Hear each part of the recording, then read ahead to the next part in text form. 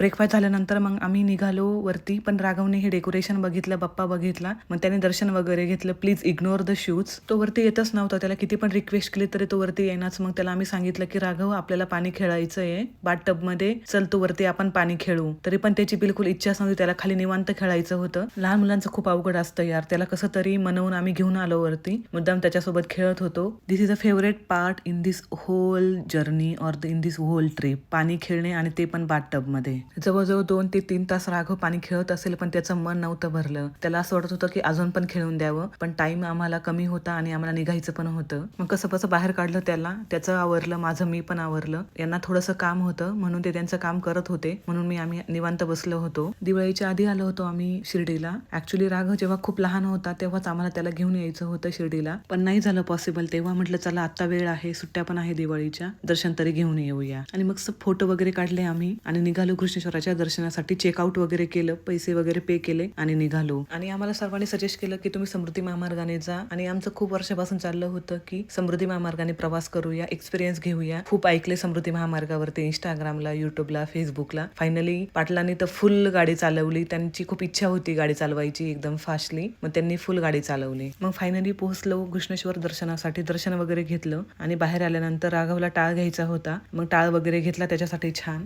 आणि निघालो कृष्णेश्वराच्या दर्शनावरून भद्रा मारुतीला. गाडी पार्क करायला प्रॉपर पार्किंग आहे, अगदी 2 मिनिटाच्या अंतरावरती तुम्ही गाडी पार्क करून दर्शनासाठी जाऊ शकता. आमचं खूप छान दर्शन झालं, दिवाळीमुळे अजिबात गर्दी नव्हती. 10 ते 15 मिनिटांमध्ये आमचं दर्शन झालं आणि आम्ही निघालो. भद्रा मारुतीला जाण्यासाठी फक्त 5 किलोमीटर की 6 किलोमीटर अंतर होतं, आणि त्या दोघांमध्ये एक घाट आहे, तो घाट संपला की लगेच मंदिर येतं. राघवने काहीच त्रास दिला नाही प्रवासामध्ये, म्हणून काही बोर नाही वाटलं. तो निवांत त्याचा खेळत होता आणि एन्जॉय पण करत होता. घाट संपल्यानंतर आम्ही पोहोचलो, गाडी पार्क केली आणि अजिबात काहीच गर्दी नव्हती ॲज युज्युअल. छान दर्शन वगैरे घेतलं. इथं मोबाईल अलाउड होता म्हणून मी मंदिरातला छोटासा व्हिडिओ शूट केला. तुम्ही बघू शकता, मंदिर खूप सुंदर आहे, असं वाटतंय की पूर्णपणे चांदीच आहे की काय. 1-2 फोटो काढले आणि निघालो आता घराकडे. येताना परत आम्हाला समृद्धी महामार्ग लागला. माझी पण खूप इच्छा होती गाडी चालवायची, मग पाटलांनी मला पण गाडी चालवायला दिली. मी साधारण 1-1.5 तास गाडी चालवली असेल. मग आम्ही संगमनेरमध्ये पोहोचलो. आम्हाला खूप जास्त भूक लागली होती कारण आम्ही लंच स्किप केलेला होता. पाटलांची फेवरेट दाबेली संगमनेरला मिळते, आम्ही ती छान दाबेली खाल्ली आणि घरी निघालो माझ्या सासरी.